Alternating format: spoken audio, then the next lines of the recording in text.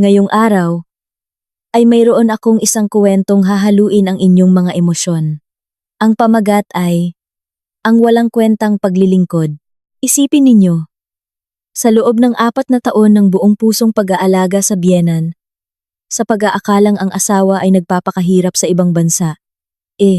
Laking gulat na isang maliit na sobre mula sa isang tindero sa palengke, ang magbubunyag ng mabahong sikretong matagal nang nakatago. Ihanda ang inyong mga puso, dahil ang katapusan ay tiyak na gigigil at magbibigay kasiyahan sa inyo. Pero bago tayo magsimula sa kwento, mag-attendance muna tayo. Huwag kalimutang pindutin ang like at subscribe button ngayon din, para hindi ninyo mapalampas ang iba pang mga kapana-panabik na kwento. At pasayahin din ang comment section sa ibaba. Isulat ang inyong pangalan mula sa ang syudad at itype ang salitang present. Gusto ko kayong batiin lahat na laging tapat na nanonood dito. Handa na ba kayo? Huminga ng malalim. Simulan na natin ang ating kwento. Hindi pa man gaanong malakas ang tilaok ng manok, gising na si Ana. Mabigat ang kanyang mga mata. Hindi pa tuluyang nawawala ang pagod mula kahapon. Ngunit ang obligasyon bilang isang asawa at mabuting manugang ang pumilit sa kanya na bumangon mula sa manipis na banig sa sahig ng kanyang silid. Sinulyapan ni Ana ang luma nilang orasan sa dingding. 4:00 ng umaga, magsisimula na namang muli ang walang katapusang routine na ito. Sa masikip na kusina, nagsimula ng magpakulo ng tubig si Ana. Alam na alam niya, si Aling Celia, ang kanyang biyenan, ay ayaw maligo ng malamig na tubig. Lalo na sa ganitong kadilim pa ng umaga. Ana, kumukulo na ba ang tubig? Naiihi na ako. Ang matinis na sigaw mula sa kabilang kwarto ay gumulantang kay Ana. Dali-dali niyang pinatay ang kalan at nagmamadaling pumasok sa silid ni Aling Celia. Opo, Nay. Parating na po. Malambing na sagot ni Ana habang binubuksan ang pinto. Nakita niya si Aling Celia na nakasandal sa ulunan ng kama na may maasim na mukha. Ang kanyang mga binti na nababalutan ng kumot ay tila naninigas. 4 na taon na mula nang masabing si Aling Celia ay paralisado dahil sa mild stroke. Mula noon, lahat ng kanyang gawain ay nakadepende na kay Ana. Ang bagal-bagal mo namang kumilos. Kanina pa ako nagpipigil ng ihi kapag naihi ako sa kama. Ikaw din naman ang mahihirapang maglaba. Sermon ni Aling Celia, na walang bahid ng awa sa mukha ng manugang na namamaga pa sa paggising. Yumuko lamang si Ana, nilulunok ang pait sa kanyang puso. Pasensya na po, Nay. Medyo mahirap po kasing sindihan ang kalan. Halika na po, aalalayan ko kayo. Marahan niyang sabi. Sa buong lakas ng kanyang maliit na katawan, inalalayan ni Ana ang medyo mabigat na si Aling Celia. Mabigat, napakabigat. Madalas sumakit ang likod ni Ana tuwing gabi. Pero hindi siya kailanman nagreklamo. Laging tumatatak sa kanyang isipan ang bilin ng asawang si Rico. Alagaan mo si nanay. Ha, mahal. Nagtatrabaho ako sa Saudi para sa kinabukasan natin. Dapat maging mabuti kang manugang. Iyon ang mga salitang nagpapalakas ng loob ni Ana. Si Rico, ang kanyang asawa, ay nagpaalam na magtatrabaho sa isang construction project sa disyerto ng Saudi. 4 na taon na ang nakalilipas. Sabi niya, mahirap daw ang signal doon at mabigat ang trabaho, pero malaki ang sahod. Para sa pangarap na magkaroon ng sariling bahay at matustusan ang gamutan ng ina, pumayag si Ana na maiwan. Matapos asikasuhin si Aling Celia, mula sa pagpapaligo, pagbibihis, hanggang sa pagpapakain ng lugaw. Saka pa lamang niya magagawa ang ibang gawaing bahay. Kinaladkad niya ang bundok ng labahin, patungo sa poso sa likod bahay. Nagsimulang tumulo ang pawis sa kanyang duster. Aba, Ana, ang sipag mo naman. Ang aga-aga, naglalaba ka na. Bati ni Aling Nena. Ang kapitbahay nilang nagwawalis sa kanilang bakuran. Ang pader nilang gawa lang sa kawayan ang dahilan kung bakit malinaw na naririnig ang usapan. Ngumiti ng bahagya si Ana habang pinipiga ang damit. Opo, Aling Nena. Marami po kasing naihiyan si nanay kagabi. Kailangan labhan agad para hindi bumaho. Nako, Ikaw talaga, Ana. Isa kang anghel. Napakaswerte ng biyenan mo sa'yo. Ang tiyaga mong mag-alaga sa biyenan mong paralisado ng mag-isa. Bihira umuwi ang asawa mo. Pero hindi ka nagrereklamo. Kung anak ko lang ang naging manugang ni Aling Celia. Naku, baka matagal nang tumakas yon. Puri ni Aling Nena habang umiiling-iling. Pilit na ngiti lang ang isinagot ni Ana. Hindi kayang takpan ng puri ng iba ang kalungkutan sa kanyang puso. Sa 4 na taong pag-alis ni Rico, 3 beses pa lang itong umuwi. At sandali lang iyon. Pinakamatagal na ang 2 araw, tapos ay nagmamadaling aalis ulit sa dahilang tinatawag na ng boss sa proyekto. Tanghali, matapos matulog si Aling Celia, umupo si Ana sa isang sulok ng kusina habang hawak ang luma niyang cellphone. May lamat na ang screen sa gilid, pero gumagana pa. Nanginginig sa pananabik ang kanyang mga daliri habang sinusubukang tawagan ang numero ni Rico. Tut, tut, tut. Hindi sinasagot. Sinubukan ulit ni Ana. Sa pagkakataong ito, tinanggihan ang tawag. Hindi nagtagal. Isang text message ang pumasok. Nasa site ako, mahal. Maingay ang mga makina. Huwag ka munang tumawag. Mapapagalitan ako ng foreman. Choppy din ang signal. Alagaan mo si nanay ng mabuti. Yung allowance, ipapatransfer ko na lang pag nakababa na ako ng syudad. Bumuntong hininga si Ana. Laging ganoon ang dahilan. Samantalang gusto lang naman niyang marinig ang boses ng asawa. Kahit magtanong lang ng kumusta o magkuwento ng pagod sa buong araw. Pero tila nagtayo si Rico ng isang mataas na pader na hindi niya kayang lampasan. Ang kakatwa, madalas marinig ni Ana, si Aling Celia, na tumatawa mag-isa sa kwarto, habang si Ana ay naguhugas ng pinggan. Minsan, nang tanungin niya ito, sinabi ni Aling Celia na nakikinig daw ito sa radio drama. Pero ganoon ba talaga nakakatawa ang radio drama? Hapon na, abala na naman si Ana sa pagmamasahe sa mga binti ni Aling Celia. Nagrereklamo ito na naninigas daw. Ayusin mo ang pagmasahe. Huwag yung malambot. Hindi ko maramdaman. Utos ni Aling Celia. Sabay bahagyang sinipa ang balikat ni Ana. Gamit ang paa nitong umano'y paralisado. Nagulat si Ana. Ang sipa ay tila may sapat na lakas para sa isang taong paralisado. Ngunit agad niyang iwinaksi ang masamang isipin. Baka reflex lang iyon ng muscle. Naisip niya. Muli niyang diniinan ang pagpindot ng kanyang mga daliri sa binti ni Aling Celia. Nay, paubos na po ang bigas natin ngayong buwan. Pati kuryente, patay sindi na. Hindi pa po nagpapadala si Rico ng pera. Baka po may naitabi kayo kahit kaunti. Para maabono muna. Maingat na tanong ni Ana. Alam niyang sensitibong paksa ito. Agad na naging mabangis ang mukha ni Aling Celia. Ikaw talaga. Nagpapakahirap ang asawa mo sa disyerto. Tapos ikaw dito. Hingi ka lang ng hingi ng pera. Dapat marunong kang mag-budget. Bawasan mo yang kung ano-anong binibili mo. Huwag kang magastos. Wala akong pera. Ang pera ko, ubos na pambili ng gamot. Natahimik si Ana. Muling lumunok ng pait. Samantalang siya, kanin at asin na lang ang kinakain. Ang isda at manok ay laging para kay Aling Celia. Saan pa siya magtitipid? Nagpa siya si Ana. Bukas, tatanggapin na niya ang alok na maglaba sa bahay ng kapitana. Kailangan niya ng dagdag na kita nang hindi namamalimos kay Rico na tila walang pakialam. Nang gabing iyon, natulog si Ana na nanginginig sa ginaw, walang makapal na kumot. Sa kanyang isipan, sumasayaw ang mukha ni Rico. Nangungulila siya, ngunit ang pangungulilang iyon ay unti-unting nahahaluan ng matinding pagod. Hindi niya namamalayan. Umiikot na ang gulong ng kapalaran. Naghahandang buksan ang tabing na matagal nang nakasara sa masikip nilang bahay. Ipinikit ni Ana ang kanyang mga mata. Nagdarasal na sana'y laging malusog ang kanyang asawa. Hindi alam na ang kanyang tapat na dasal ay para sa maling tao. Mataas na ang sikat ng araw nang matapos ni Ana ang huling bunton ng labada sa bahay ng kapitana. Naninigas ang kanyang likod at kulubot na ang mga daliri sa kabababad sa sabon. Ngunit ang pagod ay bahagyang napawi nang iabot ng kapitana ang 2 pirasong 500 piso. Para sa iba, ang 1,000 piso ay sapat lang para sa isang kainan sa cafe.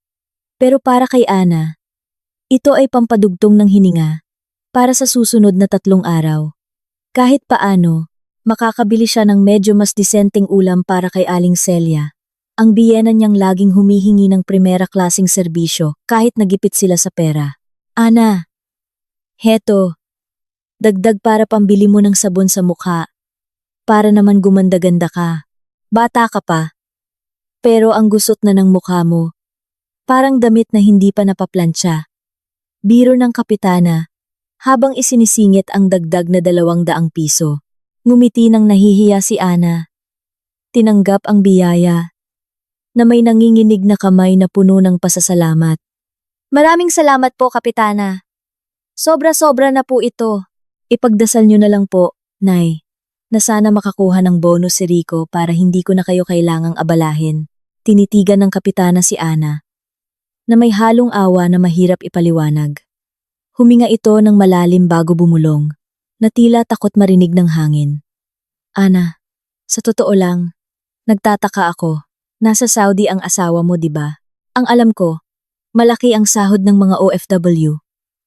Yung pamangkin ko nga na driver lang doon, nakakapagpadala ng 25,000 kada buwan sa asawa niya. Bakit si Rico na foreman daw? Ang hirap magpadala sa'yo.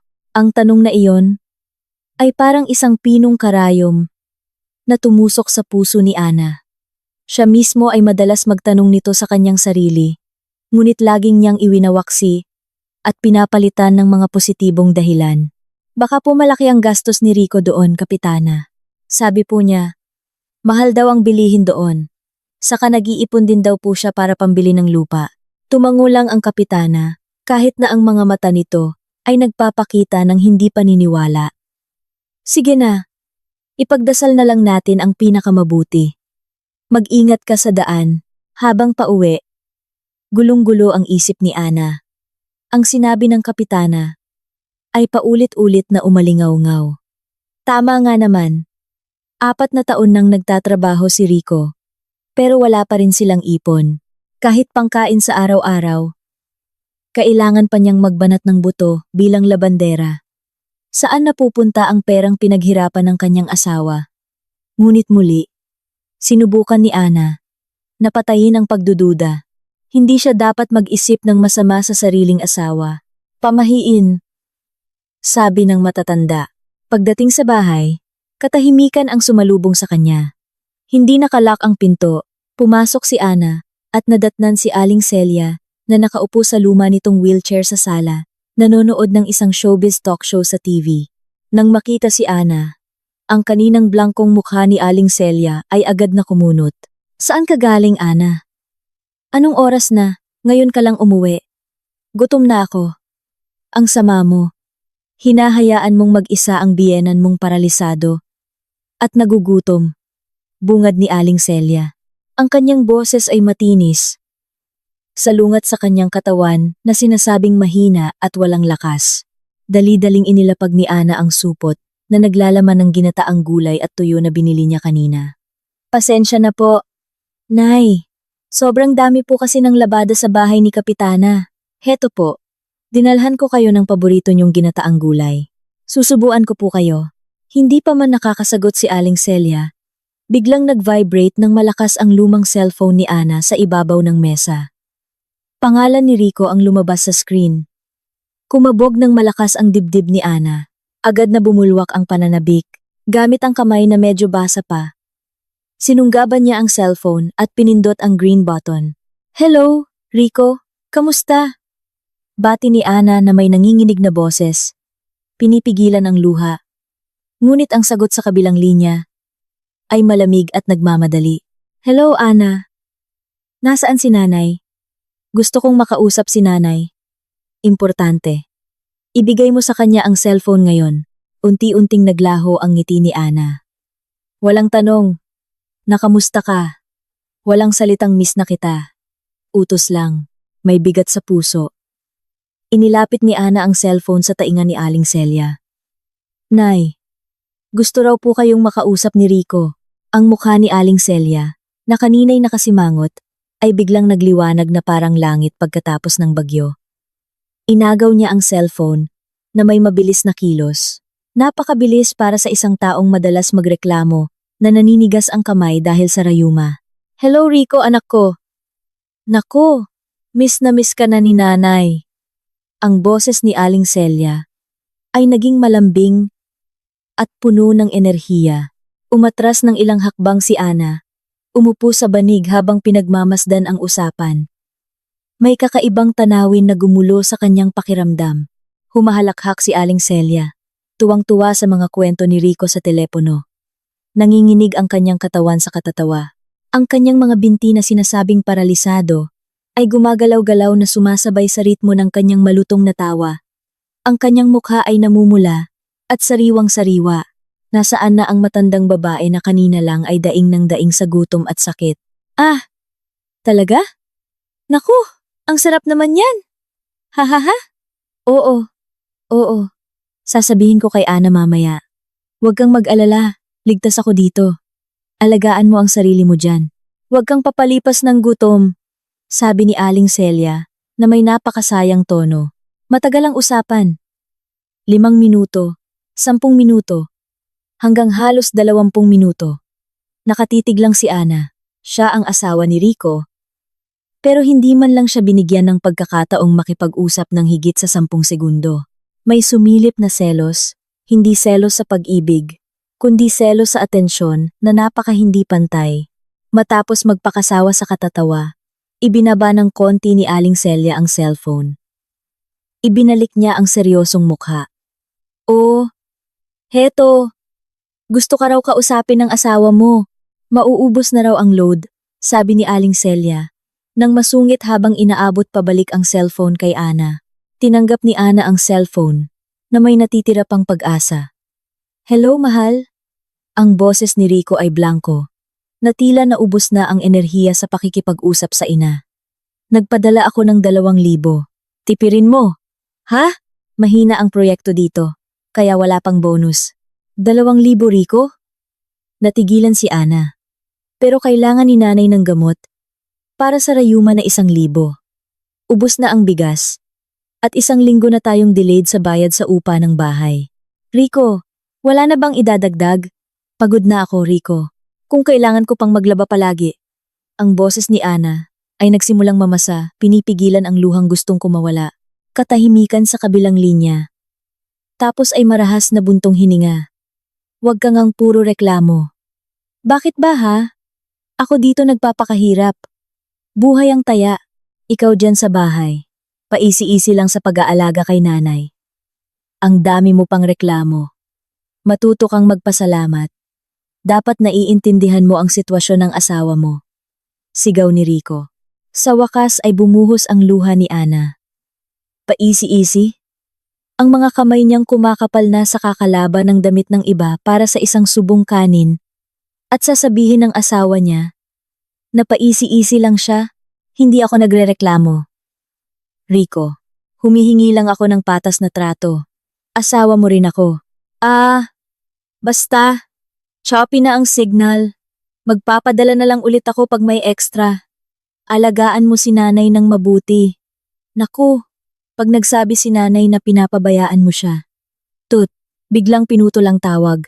Natulala si Ana, na nakadikit pa ang cellphone sa tainga. Ang mahabang tunog ng tut ay tila humihiwa sa kanyang puso. Mas masakit pa sa anumang sigaw. Tinitigan niya ang screen na unti-unting nagdidilim. Kasing dilim ng kanyang nararamdaman ngayon. 2,000 piso. Sa syudad na ito, sapat lang iyon para sa 1 linggong pagkain. Kung sobrang magtitipid, hindi pa kasama ang kuryente, tubig, at mga espesyal na pangangailangan ni Aling Celia. "Hoy, nagde-daydream ka pa dyan. Nasaan na ang pagkain? Nanginginig na ako sa gutom." Ang sigaw ni Aling Celia ay gumising kay Ana mula sa pagkatulala. Bumalik na sa dati ang matanda, mabangis, at mapaghanap. Ang masayang aura habang kausap si Rico ay nawala na parang bula. Pinunasan ni Ana ang kanyang mga luha gamit ang likod ng kamay. Tumayo siya. kumuha ng plato, at nagsandok ng kanin at ginataang gulay. Nang isubo niya ang unang kutsara sa bibig ni Aling Celia, agad niya itong iniluwa.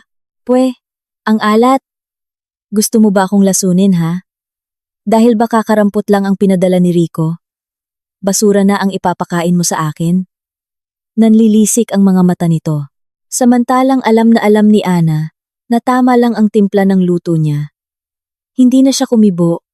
Kumuha lang ng tissue para punasan ang tirang pagkain sa baba ni Aling Celia. "Pasensya na po.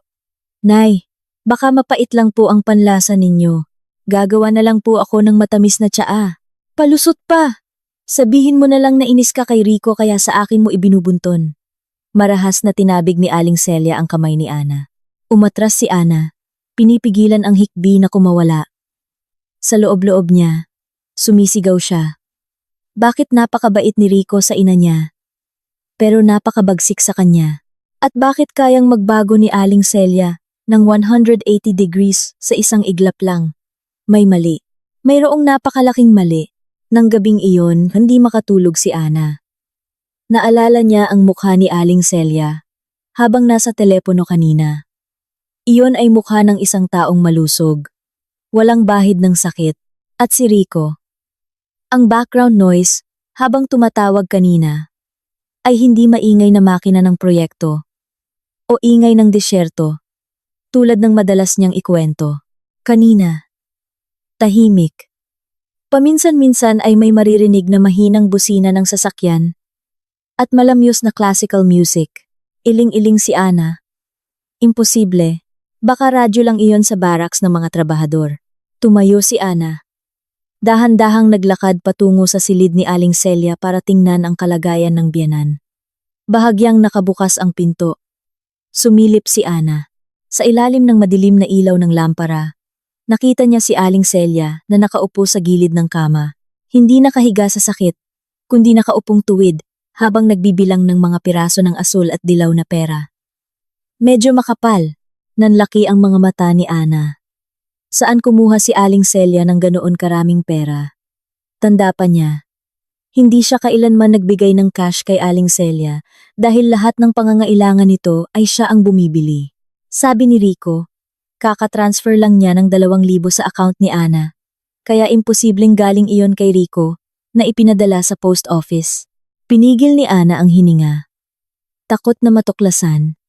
Mukhang kontento si Aling Celia. Hinahalikan pa ang mga pera. Tapos ay isinuksok sa ilalim ng kutsyon. Sa gitnang bahagi na mahirap abutin. Pagkatapos noon, humiga si Aling Celia. Nagtalukbong ng kumot.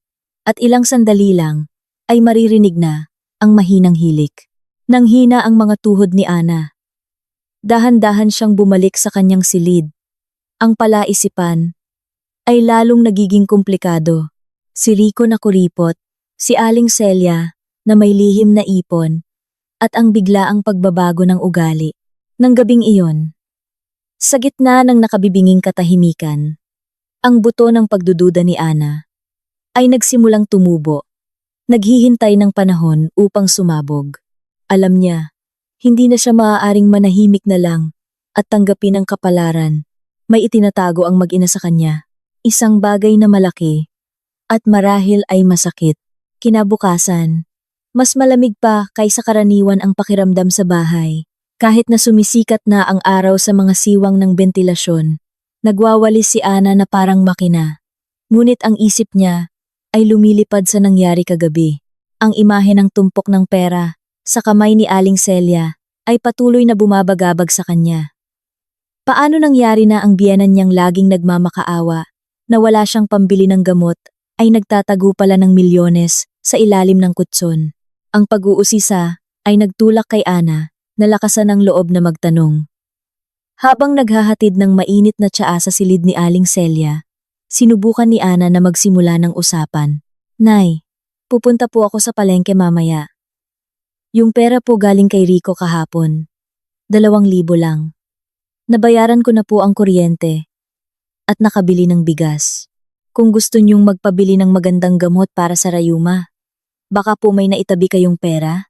Kasi po sakto lang po talaga ang pambili ng ulam. Nagtanong si Ana sa pinakamahinahong paraan. Tinitigan niya ng mabuti ang mukha ng biyenan. Si Aling Celia, na nagsusuklay ng kanyang namumuting buhok, ay biglang huminto.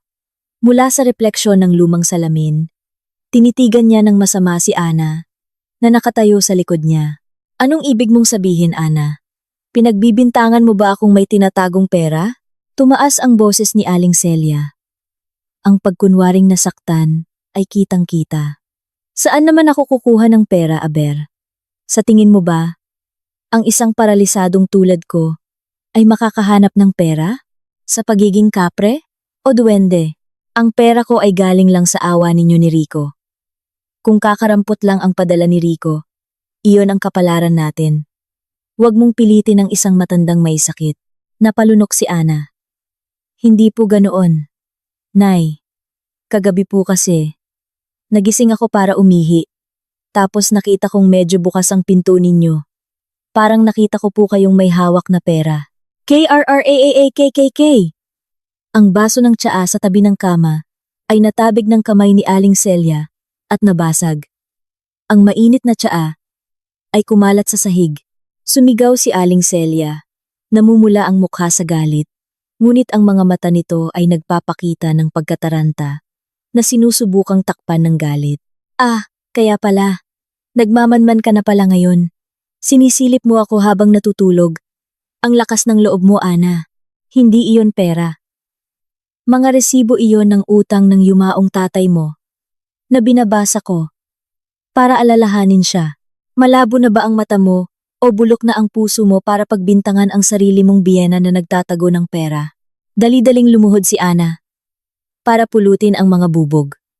Pasensya na po, Nay. Nagkamali lang po ako ng tingin. Huwag po kayong magalit. Baka tumaas na naman ang presyon ninyo. Pinili ni Ana na sumuko. Ang pakikipagtalo kay Aling Celia sa umaga ay uubos lang ng kanyang manipis ng lakas. Ngunit, ang maliit na boses sa kanyang puso ay tumatangging maniwala. Ang resibo ng utang ay hindi kulay asul at dilaw tulad ng 1,500 piso. Ang kasinungalingan ni Aling Celia ay lalong nagpatibay sa pader ng pagdududa sa puso ni Ana. Matapos linisin ang mga bubog at tiyaking kalmado na si Aling Celia, o kahit papaano ay tahimik na, nagpaalam si Ana na pupunta sa palengke. Naglakad siya sa masikip na eskinita palabas ng kanilang lugar. Ang palengke ay halos 2 kilometro ang layo. Dati, sumasakay siya ng tricycle. Pero para makatipid ng 50 pesos, naglalakad na lang siya ngayon. Sa ilalim ng tirik na araw, napakagulo sa palengke. Ang amoy ng isda, pampalasa, at pawis ng tao ay naghalo-halo. Maingat na naglakad si Ana sa maputik na daan. Iniiwasan ang mga lusak. Kailangan niyang maging magaling tumawad. Mahal ang sili, mahal din ang sibuyas. Gamit ang natitirang pera sa kanyang pitaka, kailangan niyang mabuhay ng 1 buwan. Ibig sabihin, ang ulam nila araw-araw ay tokwa, tuyo, at kangkong na lang. Ang karne ay isang luho na hindi niya alam kung kailan matitikman ulit. Matapos bumili ng mga pangunahing pampalasa, nagtungo si Ana sa pwesto ng kanyang suking magugulay sa isang sulok. Pag-aari ito ni Mang Cardo. Isang mabait na lalaki, karaniwan. Si Mang Cardo ay bumabati kay Ana ng malakas na may kasamang biro. "Oh, Ineng Ana, ang butihing asawa dumating na. Anong bibilhin mo ngayon?" "Ang kangkong natin. Sariwa pa, parang ikaw, Ineng." Ganyan karaniwan ang bati ni Mang Cardo. Pero iba ngayon. Nang lumapit si Ana, abala si Mang Cardo sa pag-aasikaso sa isang ginang na tumatawad sa presyo ng pechay. Ngunit nang mahagip ng mata ni Mang Cardo si Ana, agad na nawala ang ngiti sa kanyang labi. Naging tensyonado ang kanyang mukha. Nagmamadali niyang sinerbihan ang ginang, na tila gustong mapaalis agad ang ibang tao. "Mang Cardo, kangkong po, 2 tali, at 1 sayote," sabi ni Ana, habang namimili. Naramdaman niya ang pagbabago sa kilos ni Mang Cardo. Tila siya balisa. Ang kanyang mga mata ay palingalinga, na tila tinitiyak na walang nakikinig sa kanila. Hindi sumagot si Mang Cardo nang may kasamang biro. Binalot niya ang mga gulay ng mabilis. Nanginginig ng bahagya ang kanyang kamay. Kumunot ang noo ni Ana. Mang Cardo, may sakit po ba kayo? Namumutla po kayo? Nag-aalalang tanong ni Ana. Umiling ng mabilis si Mang Cardo. Yumuko siya papalapit kay Ana. Bumulong siya ng mahina. Ineng Ana, mag-isa ka lang ba? Walang kasamang kapitbahay? Umiling si Ana. Naguguluhan. Huminga ng malalim si Mang Cardo. Tila nakikipagbuno sa sarili. Dumukot siya sa bulsa ng kanyang maruming apron at naglabas ng isang maliit at lukot na brown na sobre. Sa mabilis na kilos, isinilid niya ang sobre sa ilalim ng bayong ni Ana at tinabunan ng kangkong at sayote. Nagulat si Ana. Tay, ano po it? Shh! Inilagay ni Mang Cardo ang hintuturo sa kanyang labi. Nanlaki ang mga mata niya sa pagbabala. Huwag mong bubuksan dito, Neng. Delikado? Maraming mata. Mabait kang tao. Ineng Ana, hindi ko kayang makitang niloloko ka pa ng matagal. Kumabog ng malakas ang dibdib ni Ana. Niloloko? Anong ibig niyong sabihin, Tay? Tungkol kanino po ito? Muling lumingalinga si Mang Cardo. Ang ingay ng palengke ay tila naglalaho sa kanilang lihim na usapan. Tungkol sa asawa mong si Rico at sa biyenan mo. Nang marinig ang pangalan ni Rico, nang hina ang mga tuhod ni Ana. Ang masamang kutob na bumabagabag sa kanya ay tila nagkakaroon ng kumpirmasyon. May alam po kayo tungkol kay Rico? Na naaksidente po ba siya sa Saudi? O may sakit? Sunod-sunod na tanong ni Ana na may nanginginig na boses. Tinitigan ni Mang Cardo si Ana na may matinding awa. Isang tingin na tila humihiwa sa pagkatao ni Ana. Mas malala pa sa sakit, Neng. Mas malala pa. Yung anak ko kasi, waiter diyan sa isang mamahaling restaurant sa syudad. Madalas daw niyang makita ang asawa mo dun. Ah, basta. Buksan mo na lang, yang sobre pag-uwi mo. Pero tandaan mo ang bilin ko. Neng, hinawakan ni Mang Cardo ang braso ni Ana. Buksan mo.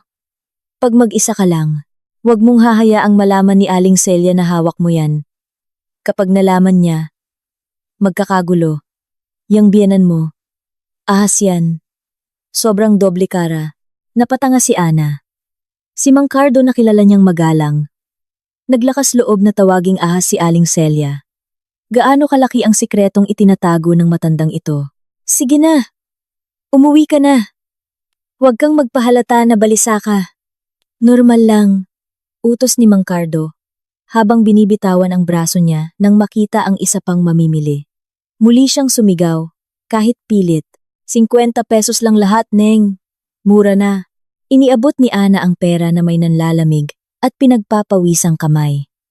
Tinanggap niya ang sukli at ang pasasalamat ni Mang Cardo nang may pilit na tango. Blanko ang isip niya, pero naninikip ang dibdib. Lumabas si Ana ng palengke na parang tulala. Ang bayong sa kanyang kamay ay tila 10 beses na mas mabigat. Hindi dahil sa gulay, kundi dahil sa maliit na brown na sobre na nakatago sa ilalim. Tila may init na nagmumula rito na sumusunog sa kanyang pag-uusisa at takot. Ano ang laman nito? Sulat ba ng pagkatanggal sa trabaho ni Rico o sulat ng utang? Pero bakit sinabi ni Mang Cardo na niloloko siya? At bakit tinawag na ahas si Aling Celia? Pabilis ng pabilis ang lakad ni Ana. Gusto na niyang makauwi, pero sa kabilang banda, takot siyang harapin ang katotohanang nasa loob ng sobre.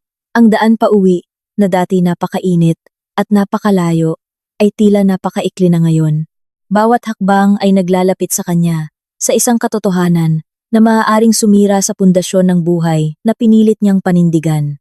Pagdating sa harap ng eskinita, huminto muna si Ana sa ilalim ng puno ng mangga. Hinabol niya ang kanyang hininga. Inayos niya ang mga gulay sa bayong. Tinitiyak na hindi talaga nakikita ang sobre. Kailangan niyang umarte. Kailangan niyang magmukhang normal sa harap ni Aling Celia. Ipinikit ni Ana ang kanyang mga mata. Nagdasal sa kanyang puso. Panginoon, anuman po ang laman ng sobreng ito, patatagin niyo po ako. Kung ito po ang sagot sa aking mga panalangin tungkol sa aking mga agam-agam, ipakita niyo po sa akin ang daan. Nanginginig ang kamay. Humakbang si Ana papasok sa bakuran. Mula sa loob, maririnig ang malakas na tunog ng TV. Siguradong nanonood ng teleserye si Aling Celia. Huminga ng malalim si Ana. Isinuot ang maskara ng katatagan at binuksan ang pinto. Tao po, Nay. Nakauwi na po si Ana. Malakas niyang sabi. Sinusubukang takpan ang dagundong sa kanyang dibdib, ngunit alam ni Ana. Pagkatapos niyang buksan ang sobrang iyon, hindi na magiging pareho ang kanyang buhay. Ang bagong kabanata ng kanyang pagdurusa, o marahil ng kanyang pagbangon, ay magsisimula na. At ang sobre mula kay Mang Cardo, ang susi. Ano ba naman yung pinamili mo, Ana? Ang tagal-tagal mo. Ang matinis na boses ni Aling Celia ay agad na sumalubong kay Ana. Pagtapak niya sa loob, naniningkit ang mga mata ng matanda. Tinitignang mabuti ang bayong ni Ana, na may hinala, na tila takot na nagtago ang manugang ng masarap na pagkain para kainin mag-isa. Sinikap ni Ana na pakalmahin ang kanyang kumakabog na puso. Mahigpit niyang hinawakan ang tangkay ng bayong. Tinitiyak na hindi gumagalaw ang brown na sobre sa ilalim. Mahaba po ang pila. Nay, sobrang dami po ng tao sa palengke. Pinili ko pa po yung pinakasariwang kangkong para sa inyo. Sagot ni Ana, na medyo paos ang boses.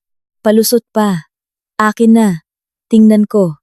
Inilahad ni Aling Celia ang kanyang kamay. Akmang hahalungkatin ang laman ng bayong. Biglang nataranta si Ana. Kung makita ni Aling Celia ang sobre ngayon, katapusan na niya. Agad na umikot ang utak ni Ana para maghanap ng dahilan. Hinawakan niya ang kanyang tiyan at umarte na parang nasasaktan. Aray, Nay, ang sakit po talaga ng tiyan ko. Parang nakabagan ako o may nakain na masama bago umalis. Pupunta lang po ako sa banyo, Nay. Hindi ko na po kaya.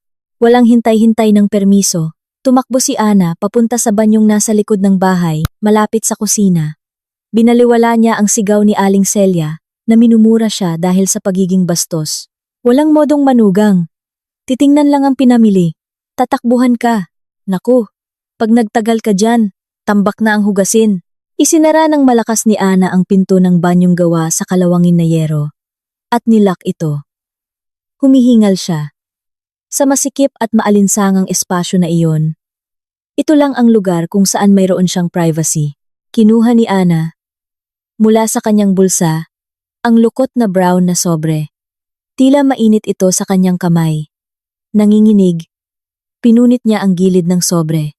Hindi sulat ang laman, kundi ilang piraso ng litratong nakaprint sa makintab na papel. Hinila ni Ana ang unang litrato. Tila huminto sa pagdaloy ang dugo ni Ana. Sa litrato, nakita niya si Rico, ang kanyang asawa. Ang lalaking sinasabing nagpapakahirap sa gitna ng disyerto ng Saudi. Naliligo sa putik at pawis para sa kanilang kinabukasan. Pero sa litratong iyon, ibang-iba ang hitsura ni Rico. Nakasuot siya ng plansadong light blue na polo shirt. Ang gupit niya ay parang sa isang binatang ehekutibo. Nakaupo siya sa isang malambot na silya. Sa harap niya ay isang malaking plato na may makapal na stick at isang baso ng magandang kulay pulang inumin. Pinigil ni Ana ang hininga. Hinila ang pangalawang litrato. Sa pagkakataong ito, hindi na mag-isa si Rico. Sa tabi niya ay isang magandang babae. Maputi ang balat, kulot ang buhok, at nakasuot ng mukhang mamahaling damit. Ang kamay ng babae ay nakaakbay ng buong pagmamahal sa braso ni Rico.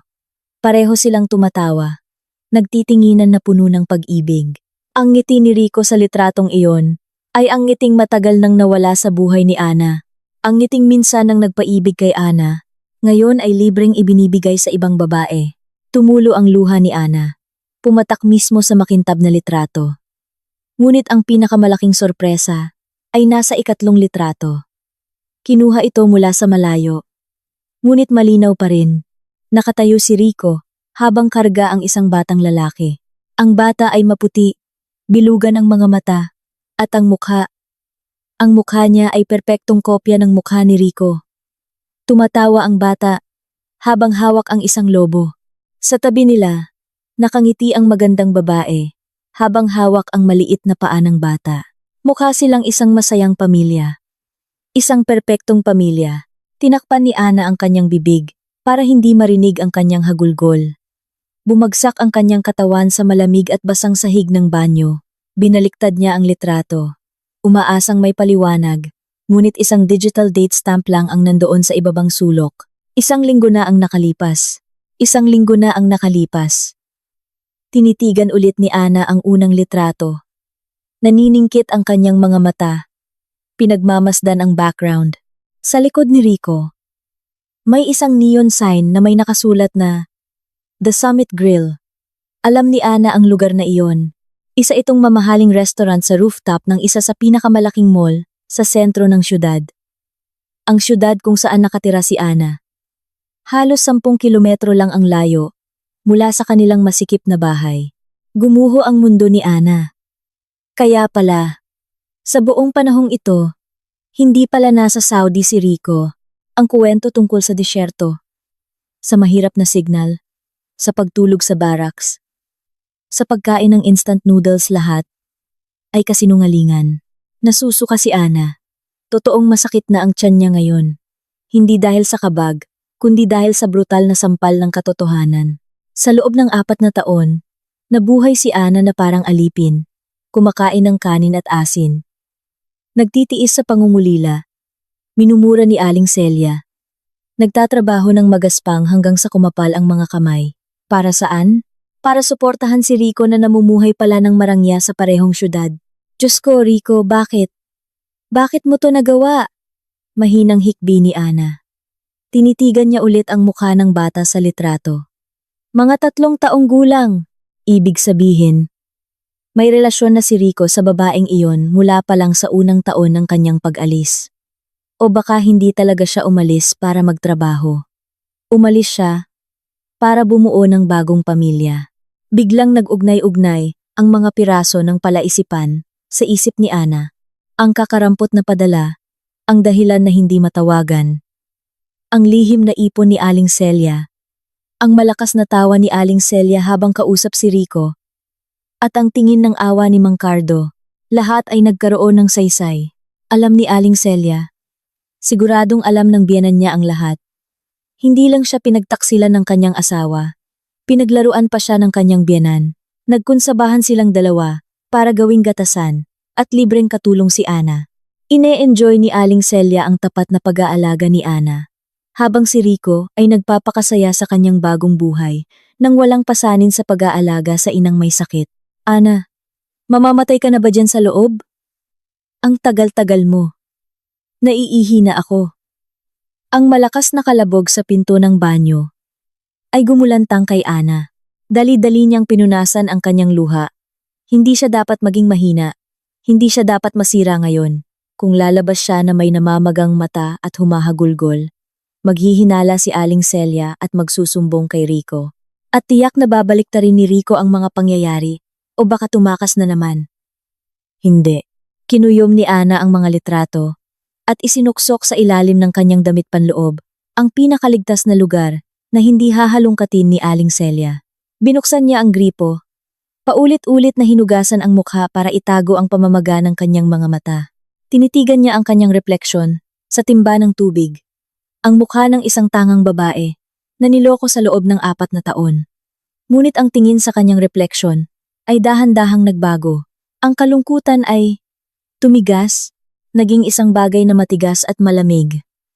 Paghihiganti, binuksan ni Ana ang pinto ng banyo. Nakatayo na doon si Aling Celia, na may mabangis na mukha, handa nang magbuga ng sermon. Ano bang ginawa mo dyan? Naligo ka ba ng gatas? Sigaw ni Aling Celia. Tinitigan ni Ana si Aling Celia. Sa unang pagkakataon, nakita niya ang matanda hindi bilang isang biyenan na dapat igalang, kundi bilang isang halimaw na nakasuot ng maskara ng tao. Pasensya na po, Nay. Sumakit po talaga ang tiyan ko kanina. Sagot ni Ana nang walang emosyon. Palusot pa! Tabi! Tinulak ni Aling Celia ang balikat ni Ana at pumasok sa banyo. Nakatayo si Ana sa harap ng pinto ng kusina. Kinuyom niya ang kanyang mga kamay hanggang sa bumao ng mga kuko sa kanyang palad. Ang pisikal na sakit ay tumulong sa kanya na manatiling gising Maghintay ka lang, Rico. Maghintay ka lang. Nay, bulong ni Ana sa hangin. Akala niyo tanga ako. Simula ngayon, hindi na ako ang sunod-sunurang Ana. Hahanapin ko kung nasaan ang pugad ninyo at sisiguraduhin kong pagbabayaran niyo ang bawat patak ng luha ko. Naglakad si Ana papunta sa kanyang nakakalat na bayong. Kinuha niya ang kangkong ng mahinahon. Magluluto siya. Kakain siya. Kailangan niya ng lakas. Dahil simula bukas, sisimulan na niya ang kanyang pangangaso. Ang pangangaso, para alamin ang mas detalyadong katotohanan. Direkta sa pinagmulan. Sa The Summit Grill, kinabukasan, sinimulan ni Ana ang kanyang unang hakbang. Ang maputlang mukha na ginawa-gawa niya kahapon ay pinanatili niya ngayon sa pamamagitan ng hindi paglalagay ng kahit anong pulbos. Sinadya pa niyang hayaang medyo magulo ang kanyang buhok.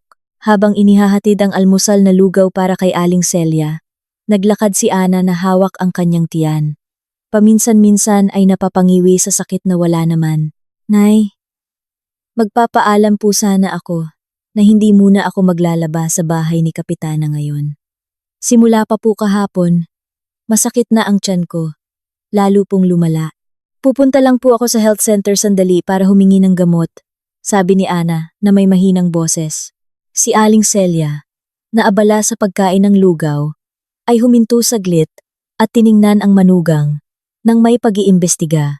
Ngunit nang makita ang mukha ni Ana, na talagang namumutla at ang malamig na pawis, nagaling lang pala sa hindi pinunasang tubig ng paghilamos, umismid ito. Sige na, huwag kang magtatagal. Sa tanghali, gusto kong kumain ng pritong isda. Huwag mong kalimutang dumaan sa palengke pag uwi mo. Nako, pag umuwi kang walang dala, tumango si Ana. Opo, Nay. Naghanda na po ako ng tsaa at tinapay sa mesa. Kung magutom po kayo bago ako makauwi. Nang matagumpay na makalabas ng bahay ng hindi pinaghihinalaan, hindi sa health center nagpunta si Ana. Naglakad siya ng mabilis papunta sa highway at sumakay ng jeep papuntang sentro ng syudad. Kumakabog ang kanyang puso, hindi dahil sa sakit, kundi dahil sa adrenaline. Sa loob ng kanyang lumang bag, nakasuksok ang litrato ni Rico na paulit-ulit niyang sinilip kagabi, tinitiyak na hindi siya nananaginip ng masama. 1 oras ang biyahe. Bumaba si Ana sa harap ng isang malaking mall sa sentro. Ang gusaling nababalutan ng salamin ay sumasalamin sa sikat ng araw. Mukha itong nakakasilaw at nakakatakot para kay Ana, na nakasuot lang ng simpleng lumang t-shirt, kupas na maong na pantalon, at lumang tsinelas. Huminga siya ng malalim, pinatatag ang loob. Para sa katotohanan, bulong niya. Pumasok si Ana sa mall. Agad siyang sinalubong ng malamig na hangin ng aircon kontra sa init sa labas. Pakiramdam niya ay isa siyang alien sa lugar na iyon. Ang mga tao ay naglalakad na may magagarang damit at amoy mamahaling pabango, samantalang siya, amoy langis. Yumuko si Ana. Sinusubukang hindi mapansin habang hinahanap ang direksyon papuntang rooftop. Dinala siya ng isang glass elevator sa pinakamataas na palapag. Pagbukas ng pinto, isang malaking karatula na The Summit Grill ang sumalubong sa kanya. Mukhang napakamarangya ng lugar. Makintabang marmol na sahig. May mga chandelier na nakasabit at ang tanawin ng siyudad ay malinaw na nakikita mula sa mga dingding na salamin. Ang mga waiter na nakauniporme ay paikot-ikot na may dalang mga tray ng pagkain na ang presyo ay katumbas siguro ng 1 buwang gastusin ni Ana. Nahihiyang tumayo si Ana malapit sa pasukan. Isang magandang receptionist ang tumingin sa kanya na may bahid ng pagmamaliit. Ngunit nanatiling propesyonal ang ngiti. Good afternoon, ma'am. Can I help you?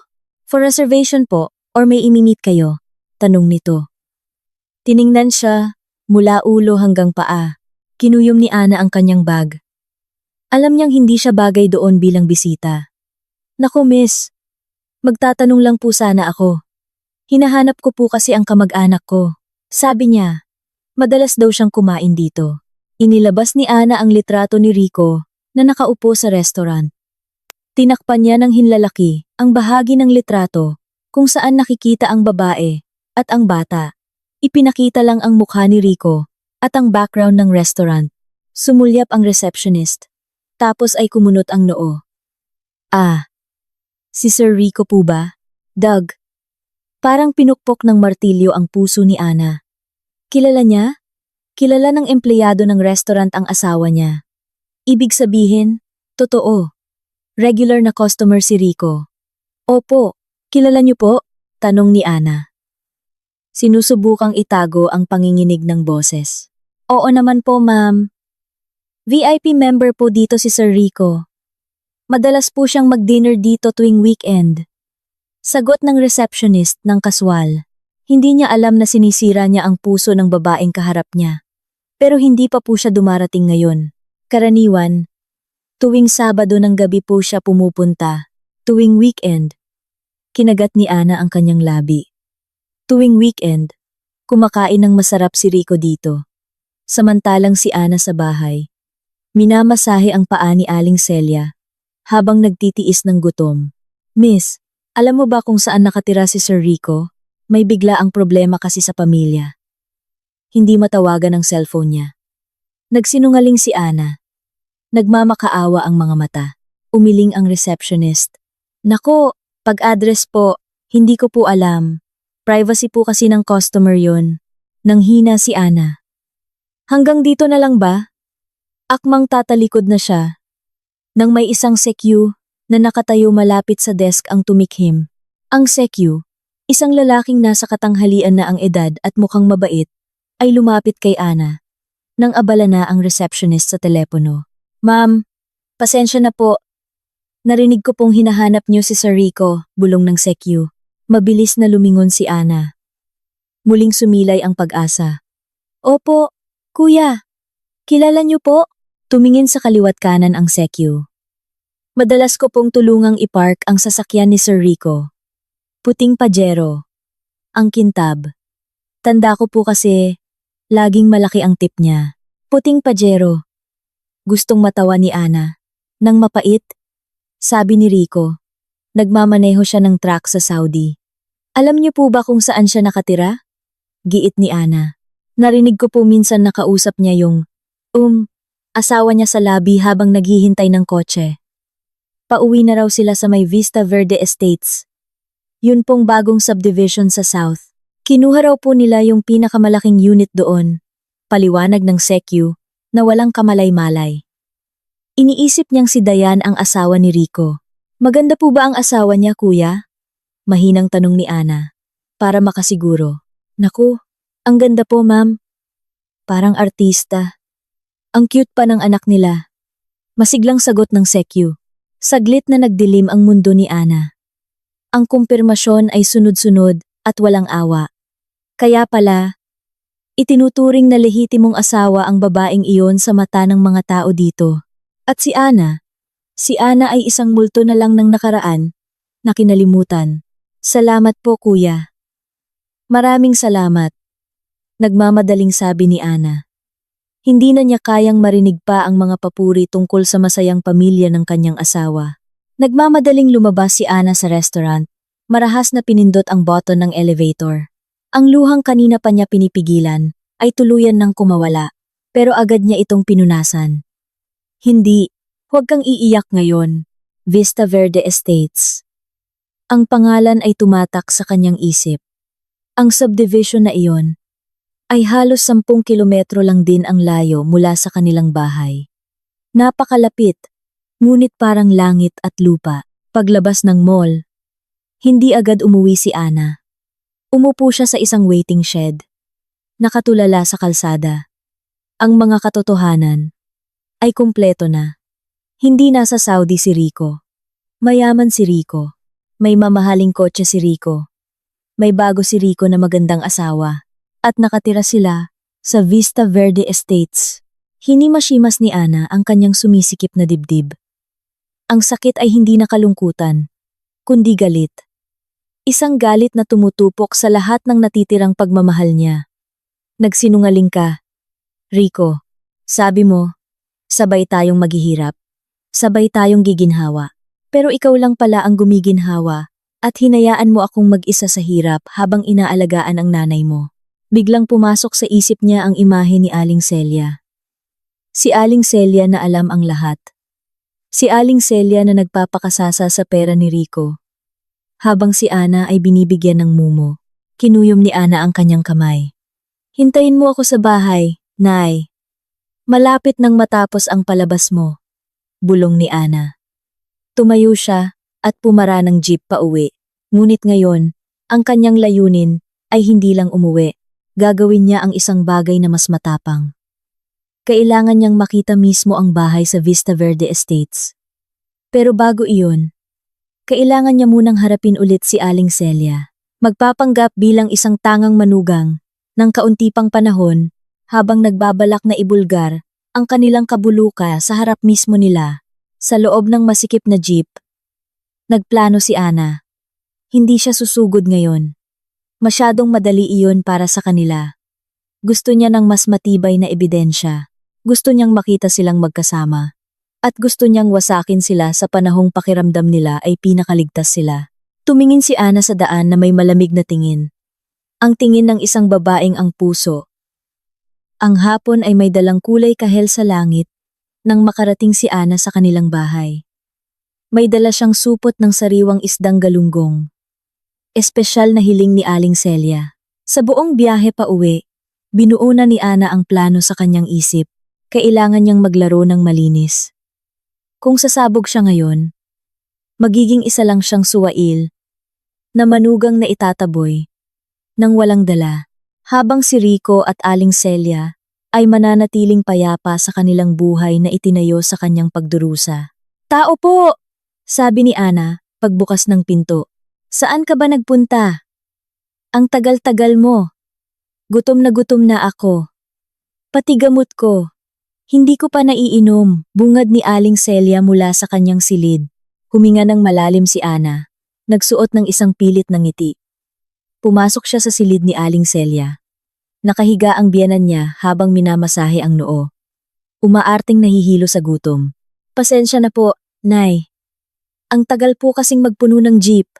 Heto po, dinalhan ko kayo ng malalaking galunggong.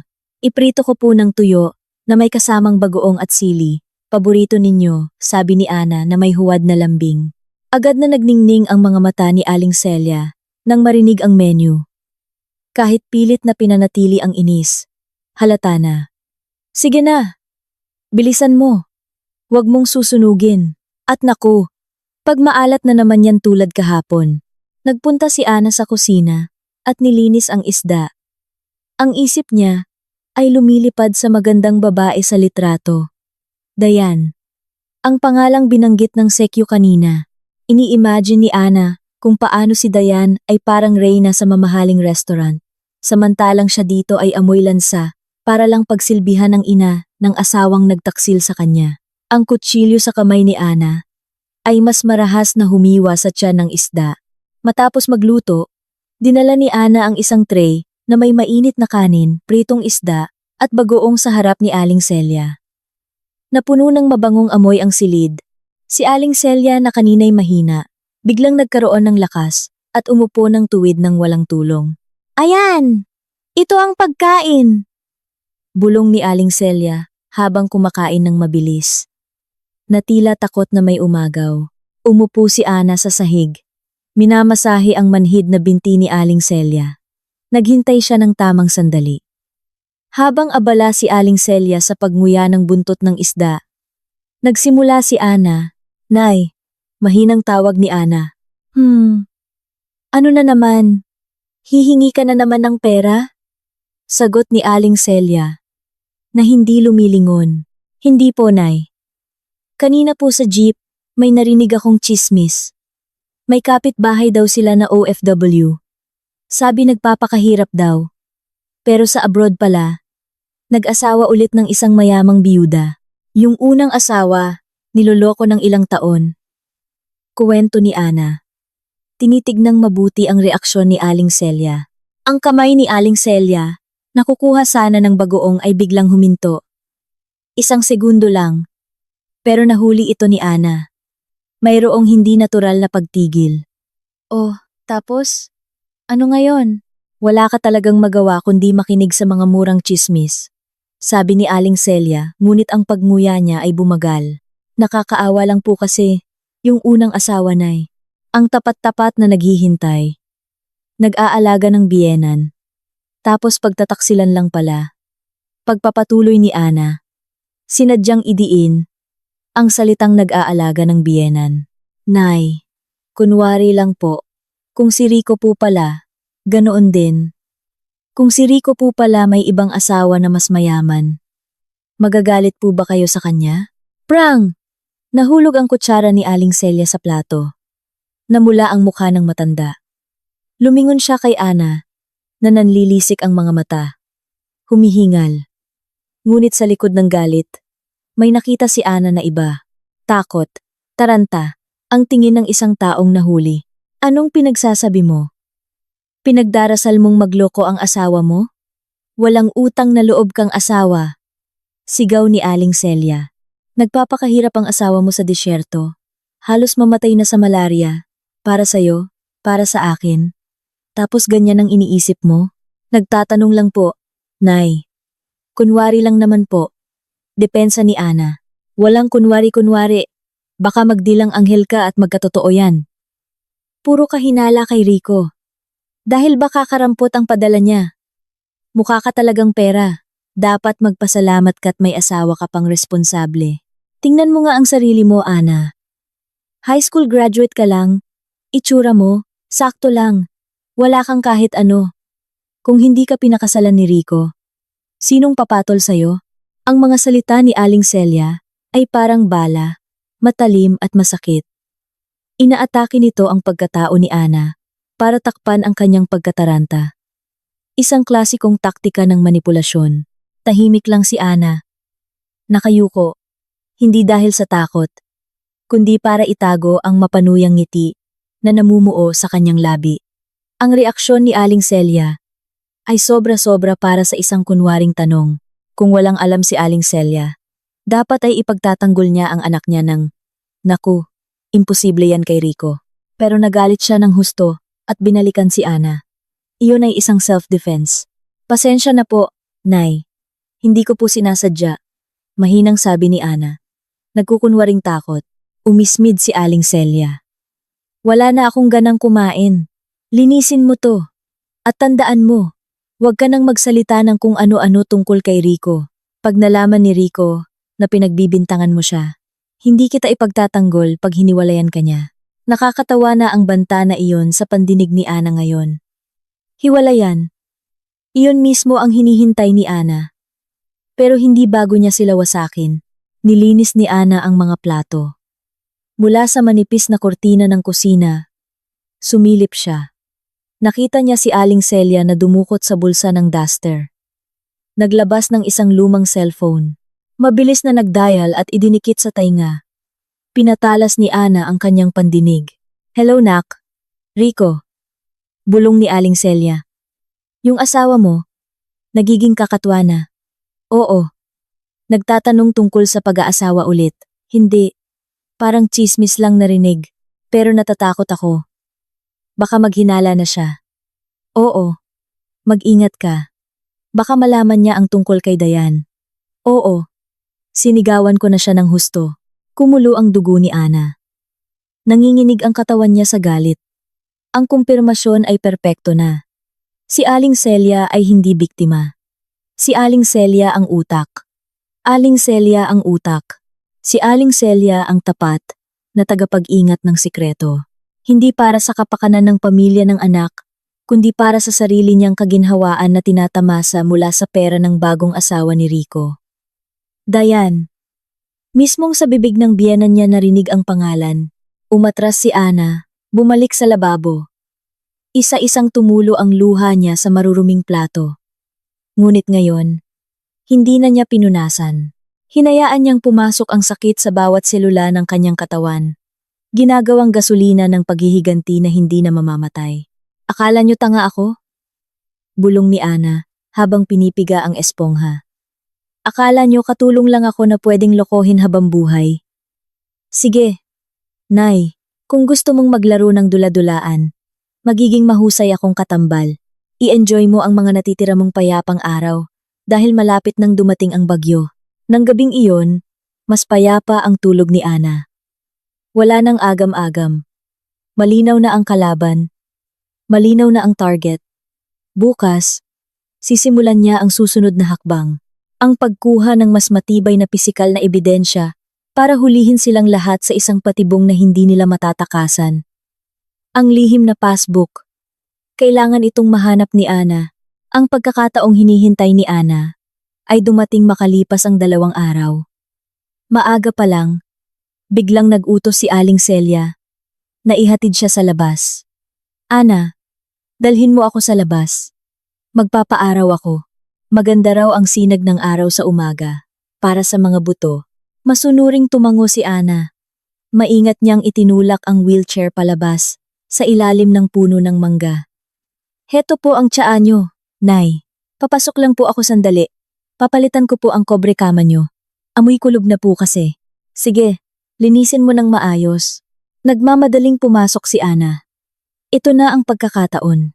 Karaniwan, ayaw ni Aling Celia na iwan ang silid habang nililinis niya ito. Pumasok si Ana sa silid at isinara ang pinto. Dumiretso siya sa kama. Nasaan niya itinago ang pera? Bulong niya. Sinimulan niyang kapain ang ilalim ng unan. Wala. Sa ilalim ng aparador, alikabok lang. Muli niyang tiningnan ang kama. Naalala niya ang gabing iyon nang makita niyang may isinuksok si Aling Celia sa ilalim ng gitna ng kutson. Sa buong lakas, itinaas niya ang mabigat na kutson. Ang bigat, reklamo niya. Kinapa niya ang mga tabla ng kama at may naramdaman siya. Sa pagitan ng mga tabla, may isang itim na telang supot na maayos na ipinako para hindi mahulog. Ngunit perpektong nakatago, nanginginig na hinila ni Ana ang supot. Sa loob, may isang asul na passbook mula sa isang kilalang bangko at 3 makakapal na bungkos ng 1,000 piso na tinalian ng goma. Tiningnan niya ang passbook, ang pangalan sa account, Celia Cruz. Binuklat niya ang susunod na pahina para tingnan ang mga transaksyon.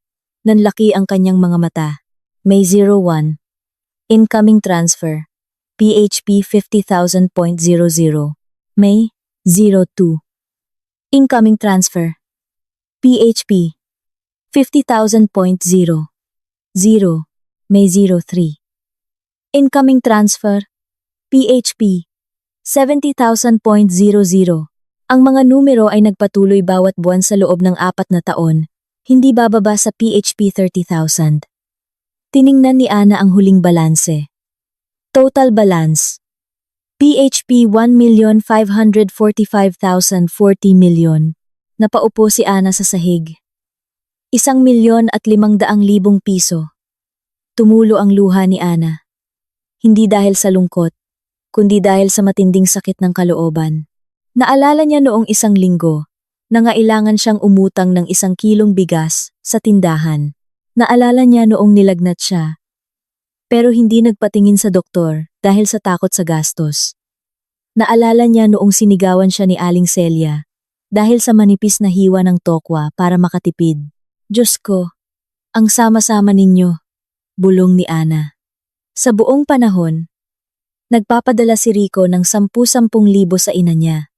Pero kay Ana, 2,000 at si Aling Celia, nakaupo sa milyones, pero araw-araw umaarteng pinakamahirap sa mundo. Ang perang ito, dapat may karapatan din ng asawa. Nasaktan na bulong ni Ana. Kinuha niya ang kanyang cellphone at kinuna ng litrato ang bawat pahina ng passbook. Ang huling balanse, ang tumpok ng pera. Ito ang ebidensya ng kanilang kasakiman. Biglang umubo si Aling Celia mula sa labas. Nagmamadaling ibinalik ni Ana ang passbook at pera sa supot at isinuksok pabalik sa ilalim ng kutsyon. Inayos niya ang kobre kama. Tumayo siya, pinunasan ang luha. Ang kanyang mukha ay naging matigas. Ang respeto at pagmamahal niya sa biyenan ay naging purong poot. Lumabas siya ng silid. Habang dumadaan kay Aling Celia, ngumiti siya ng matamis. Ngunit ang mga mata niya ay hindi. Tapos na po. Nay, malinis na po ang kama. Yung pera, Ay, yung buto niyo po, pinalambot ko na po ang unan para masarap ang higa. Anong sinabi mo? Pera? Hindi po, Nay. Buto po. Buto. Basta. Mag-ingat ka sa pagsasalita. Naglakad si Ana papunta sa likod bahay.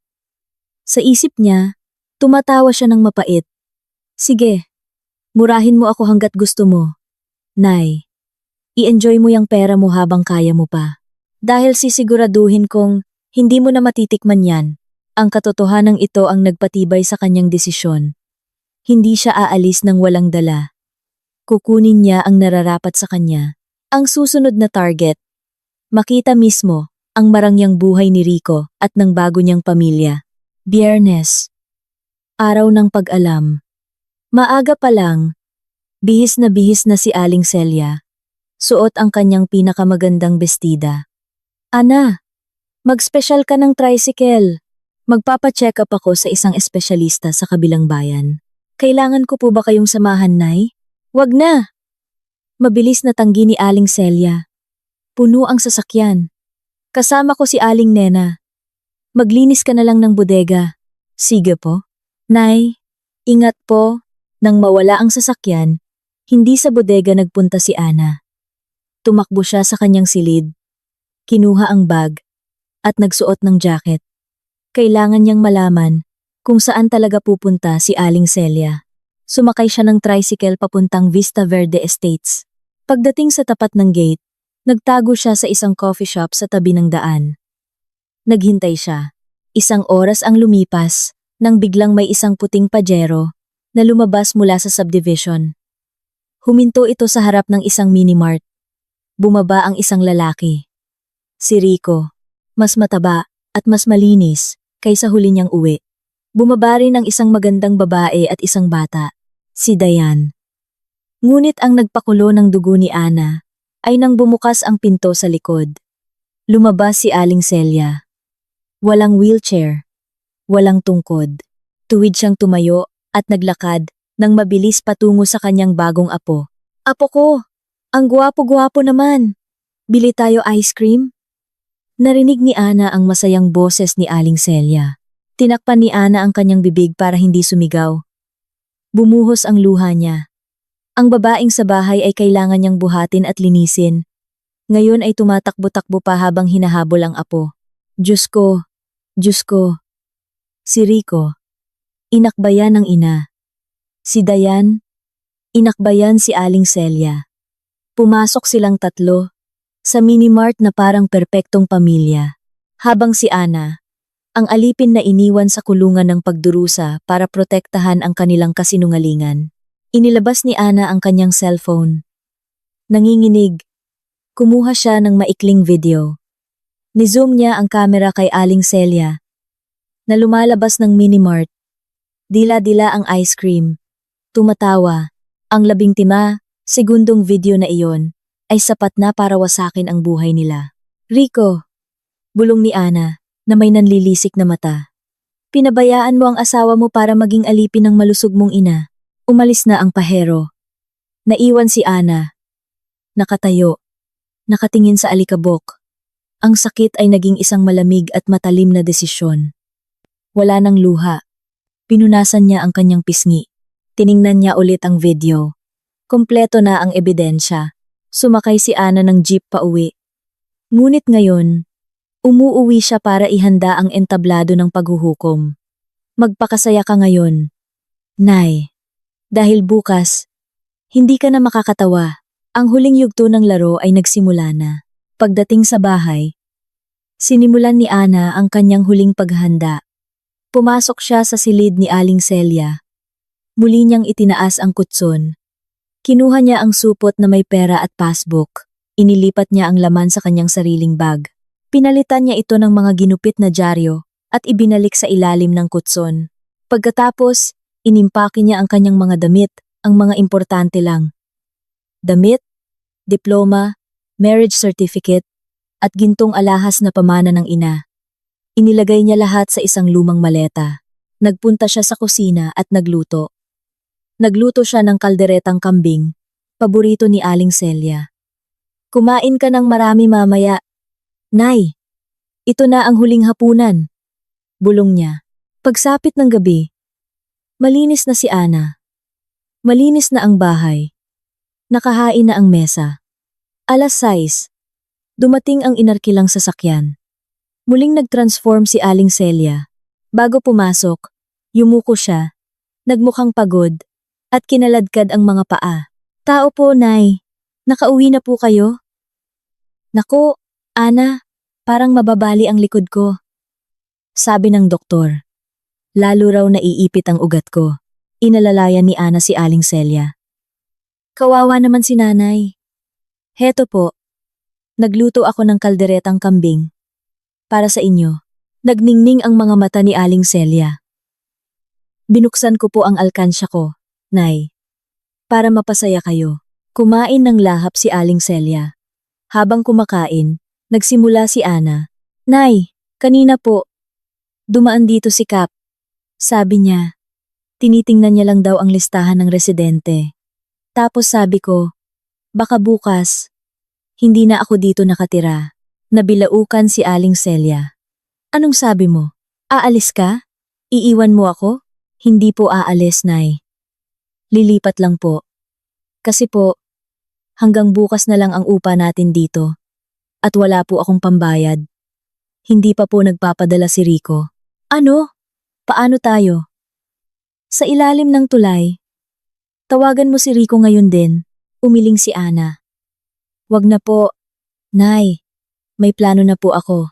Saka, may ipon naman po kayo, di ba? Nakalimutan niyo na po ba? Namutla si Aling Celia. Anong ipon? Tumayo si Ana at lumapit. Bumulong siya sa tainga ng biyenan. Yung ipon po sa ilalim ng kutsyon. Nay, yung milyones na galing kay Rico. Nanigas si Aling Celia. Paano mo nalaman? Alam ko po ang lahat, Nay. Tungkol sa pera. Kay Rico na hindi naman pala sa Saudi. Kay Dayan. Sa apo ninyo. At sa himala ninyong paglakad na parang atleta. Napatanga si Aling Celia. Kaya, Nay, pagpapatuloy ni Ana. I-enjoy nyo yung kaldereta. Dahil bukas ng umaga, aalis na ako. Baka pwede kayong tumakbo papunta sa bahay ni Rico. Sa Vista Verde Estates. Kaya nyo naman, 'di ba? Pumasok si Ana sa kanyang silid at nilak ang pinto. Iniwan si Aling Celia na nanginginig sa takot. Kinabukasan, handa na si Ana. Isang lumang maleta ang nakatayo sa tabi ng pinto. Nakaupo si Aling Celia sa sala. Namamaga ang mga mata. Talagang aalis ka, Ana? Iiwan mo ako? Paos na sabi ni Aling Celia. Masama ba, Nay? 4 na taon akong ginawa ninyong gatasan. Sapat na yun. Magagalit si Rico. Hiwalayan ka niya. Tumawa si Ana. Annulment? Yun ang hinihintay ko. Sabihin niyo sa anak niyo. Maghintay na lang siya ng subpina. Ako mismo ang magpapadala ng papeles sa kanya. Isasampa ko siya ng kasong VAWC, Violence Against Women and Children, dahil sa panloloko at pang-aabusong pinansyal. At sabihin niyo sa Dayan na yan. Kahit anong yaman niya, kabit lang siya. Ako pa rin ang legal na asawa.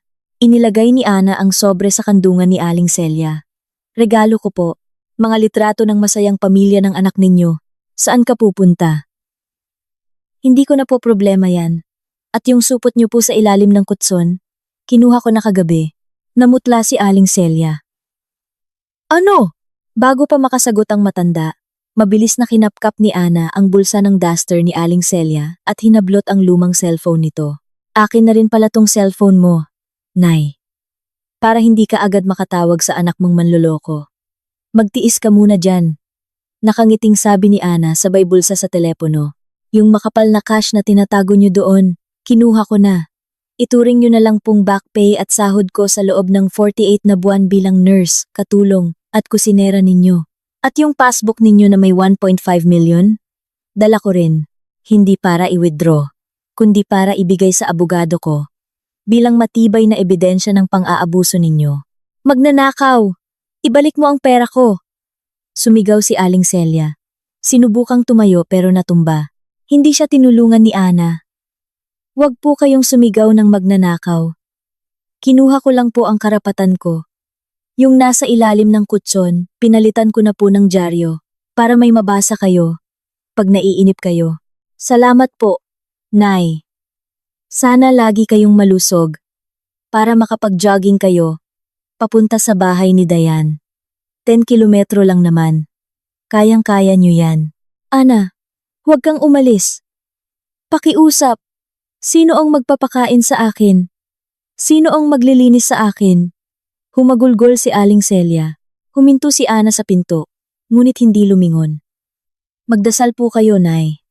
O kaya, mag-taxi o mag-book na lang kayo ng Grab papunta kay Dayan, kung tatanggapin niya ang isang manlolokong biyenan. Darating na po pala ang may-ari ng bahay para kunin ang susi. Good luck po. Walang alinlangan. Lumabas si Ana. Isinara ang gate. Lumakad siya palayo, iniwan ang hagulgol ni Aling Celia. Huminga ng malalim. Nawala na ang bigat sa kanyang dibdib. Sa kanyang bag, may puhunan siya para magsimula ng bagong buhay. Puhunan na karapatan niya. Ngumiti si Ana. Sa pagkakataong ito, isang tunay na ngiti, salubong sa isang maliwanag na kinabukasan, na para lang sa kanya, ang katapatan ang pundasyon ng isang pamilya. Huwag kailanman magtayo ng kaligayahan sa pagdurusa ng iba. Ang kasakiman at kasinungalingan ay maaaring magtago pansamantala. Ngunit kapag nabunyag ang katotohanan, ang pinsala ay mas masakit. Ang yaman ay mahahanap. Ngunit ang tapat na pusong nasaktan ay hindi na kailanman maibabalik sa dati. Dito na po nagtatapos ang ating emosyonal na kwento ngayong araw. Ano ang masasabi ninyo sa matapang na hakbang ni Ana? Kung kayo ang nasa posisyon niya, ano ang gagawin ninyo? I-comment sa ibaba ang inyong mga opinyon. Babasahin ko po yan isa-isa. Huwag kalimutang i-like ang video na ito, i-share sa inyong mga kaibigan, at mag-subscribe para hindi kayo mahuli sa mga susunod nating kapanapanabik na kwento. Maraming salamat sa panunood. At hanggang sa muli.